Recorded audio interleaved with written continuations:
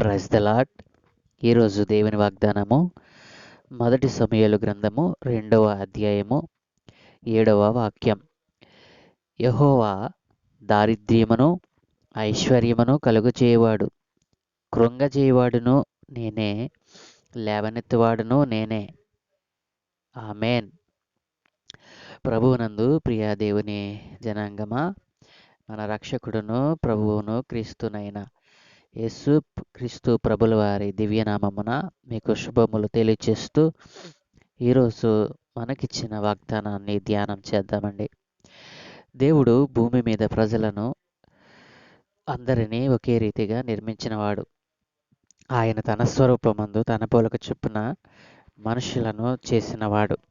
అయితే కొందరికి ఐశ్వర్యము అధికముగా కలిగి ఉండుటకును, కొందరు అధికముగా దారిద్ర్యమును అనుభవించుటకును కారణం ఏమిటండి? దేవుడు ప్రేమామయుడు కదా.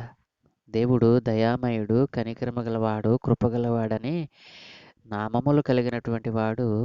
అందరినీ ఒకే రీతిగా ప్రేమించేటువంటి దేవుడు కొందరిని ఒకలా, కొందరిని మరొకలా ఎందుకు అలా అనుమతించారు అంటే, ధనవంతుడేమైనా దేవుని మాట విన్నాడని, దేవుని యందు భయభక్తులు చూపుటను బట్ట ధనవంతుని గురించి బైబిల్లో ఏమని చెప్పారంటే, యేసుక్రీస్తు ప్రభుల వారు ధనవంతుడు దేవుని రాజ్యంలో ప్రవేశించుట కంటే వంటే సూది బెచ్చములో దూరుట సులభము అని చెప్పారు. అంటే ధనవంతునికి దేవుని రాజ్యంలో ప్రవేశం లేదండి.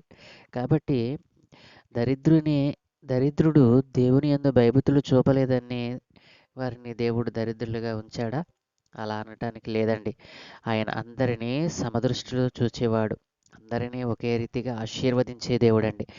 అయితే మనం ఎప్పుడైతే ఆయన ఆజ్ఞలను పాటించక ఆయన మాటలను పెడచెవిన పెడతామో, మనగా తెచ్చుకున్నటువంటి ఈ దరిద్రమైన ఐశ్వర్యమైన మనముగా తెచ్చుకున్నటువంటిదే.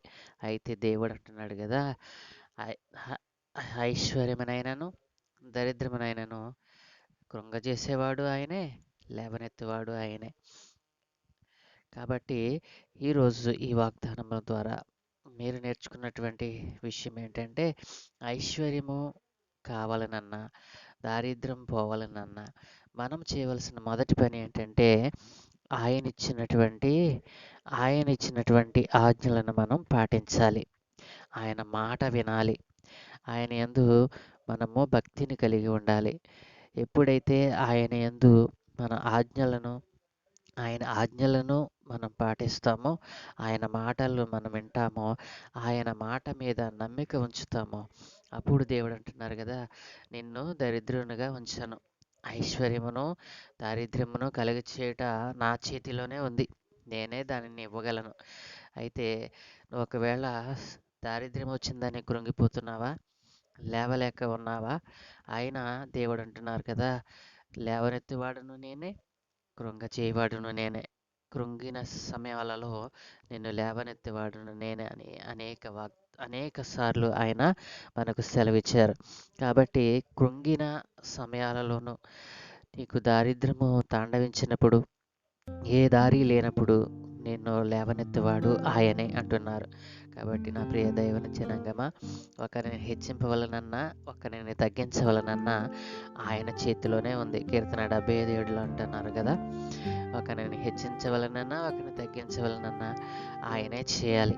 కాబట్టి ఆయన ఇంకొక చోట అన్నారు కదా, ఆయన దీనులను ఉన్నత స్థలములో ఉంచేవాడండి. దీనులైనటువంటి వారిని ఉన్నత స్థలముల మీద నిలుపుతానని వాగ్దానం చేసిన దేవుడు. ఆయనే మనలను కృంగచేయును, ఆయనే మనలను లేవనెత్తును. కాబట్టి దరిద్రులను అధికారులతో కూర్చుండబెట్టువాడు నేనే అని ఒక చోట మళ్ళీ ఆయన వాగ్దానం చేశాడండి. కాబట్టి నా ప్రియ దైవ జనాంగమా, సంతోషమైన విచారమైన ఆయన ఉద్దేశపూర్వకంగా అనుమతించడండి. గుర్తించారా? మనము మన స్వయం కృప అపరాధముల వలన ఆయన చేతిలో నుండి మనం తొలగిపోయినప్పుడు మనకు దరిద్రం అనేది దాపురిస్తుందండి. నష్టాలు మనకు ఎందుకు వస్తున్నాయంటే, ఆయన మాట వినకండి. ఆయన మాట వింటే మనకు నష్టం ఎందుకు వస్తుందండి? దేవుని మాట విన్న వారి జీవితాల్లో ఎప్పుడైనా నష్టపోయారని మనం ఎక్కడైనా విన్నామా?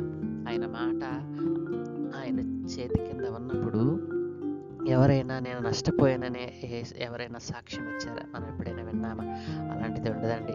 మన ప్రభువును రక్షకుడైన యేసుక్రీస్తు ప్రభుల వారు సర్వ సృష్టికి ప్రభు అయినాడు.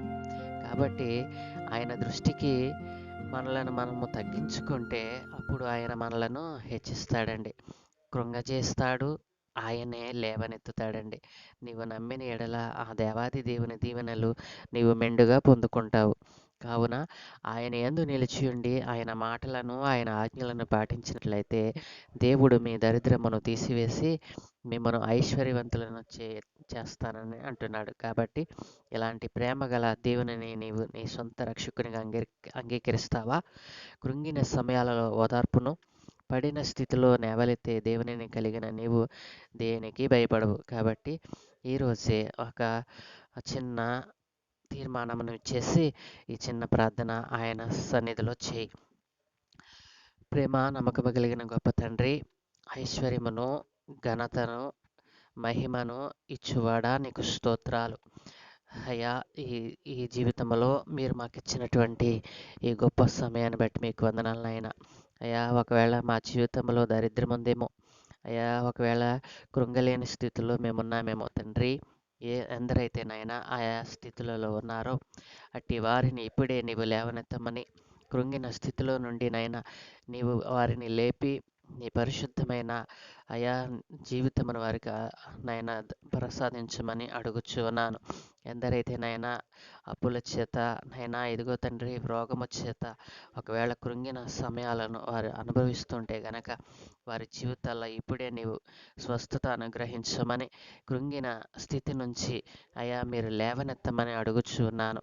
ఎందరైతే ఈ వాగ్దానం బట్టి ప్రార్థిస్తూ ఉన్నారో వారి జీవితంలో గొప్ప మేలులను మీరు దయచేయమని, అయ్యా ఒకవేళ దారిద్రతను అనుభవిస్తున్నారేమో ఈ రోజు నుండి నైనా నీ ఐశ్వర్యమును ఘనతను వారికి దయచేయమని అడుగుచున్నాను.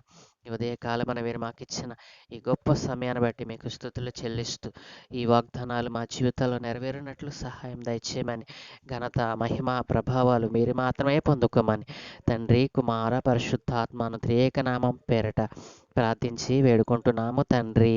Amen, amen, amen.